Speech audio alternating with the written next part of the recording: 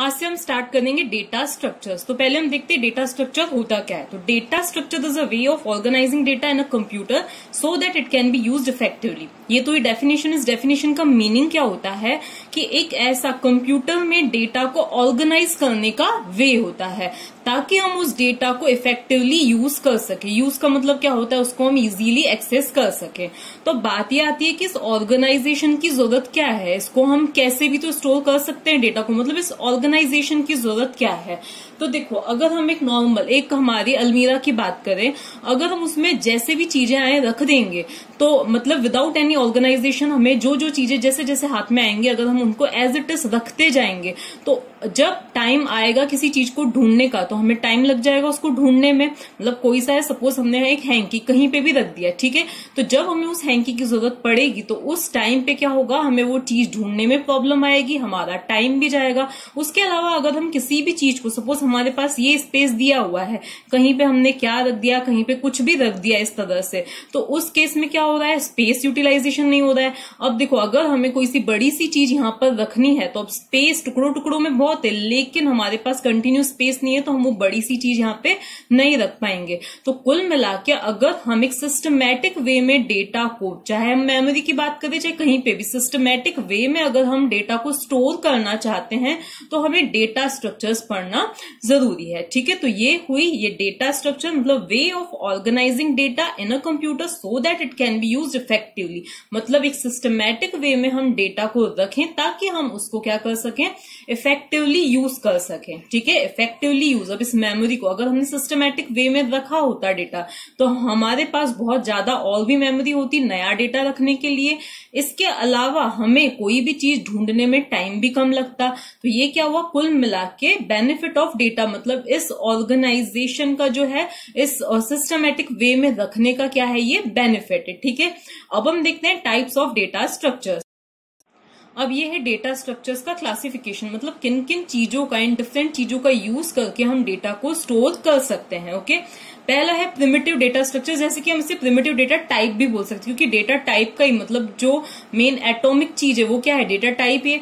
तो पहला आता है प्रिमिटिव डेटा टाइप, जैसे कि जो कि अभी तक हमने पढ़े हैं, जैसे कि इंट है, फ्लोट है, ये सब क्या है, प्रिमिटिव डेटा टाइप से, बिल्ट इन डेटा टाइप से।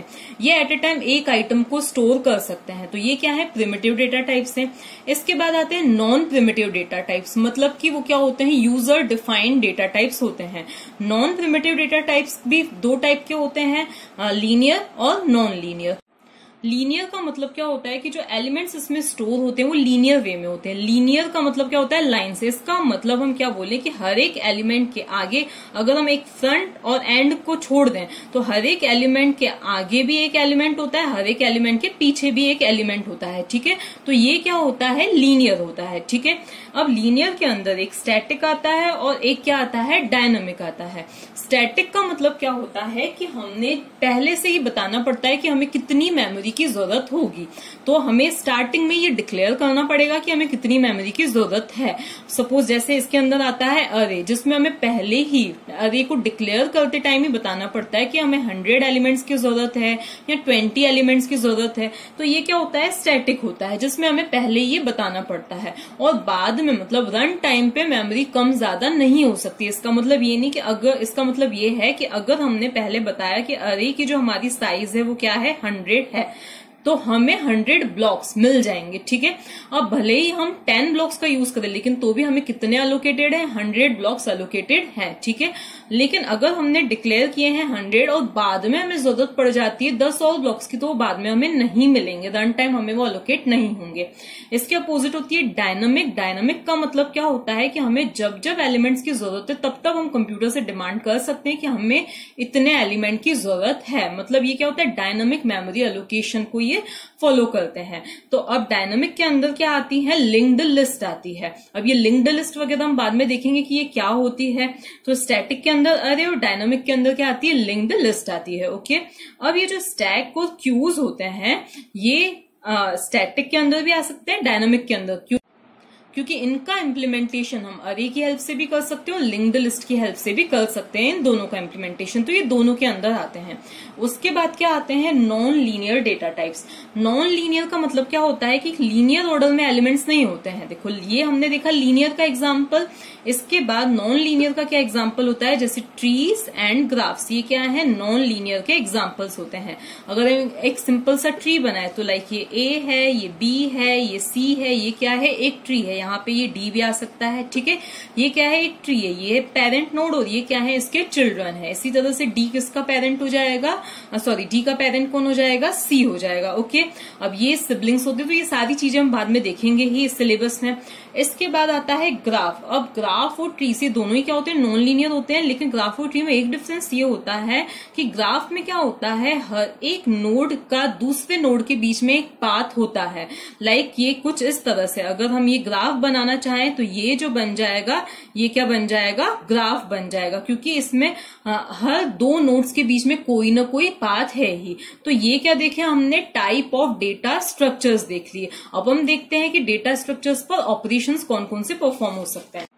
अब देखो अभी तक हमने क्या देखे, डेटा स्ट्रक्चर के टाइप्स, मतलब हम क्या क्या यूज कर सकते हैं डेटा स्ट्रक्चर में एलिमेंट्स को स्टोर करने के लिए। तो अब अरे देखा हमने, स्टैक देखा, क्यू देखे, ग्राफ, ट्री, ये सारे देखे। तो अब इन सभी पर, अब अगर हमें इसमें डेटा स्टोर करना है, सर्च करना है, कुछ भी करना है, तो हमें कुछ ऑपरेशंस की भी जरूरत होगी। तो वही होते हैं डेटा स्ट्रक्चर के ऑपरेशंस, ठीक है। तो अब कौन कौन से ऑपरेशंस हो सकते हैं, इंसर्शन, मतलब कोई नया एलिमेंट इंसर्ट करना, कोई एलिमेंट डिलीट करना, ट्रेवर्स करना। ट्रेवर्स का मतलब क्या होता है, लाइक हमारे पास ये एलिमेंट्स हैं, ए के बाद बी, बी के बाद सी, तो हर एक एलिमेंट को एक एक बार प्रोसेस करना, ये क्या होती है, ट्रेवर्सिंग होती है। तो ये क्या हुआ, ट्रेवर्स करना।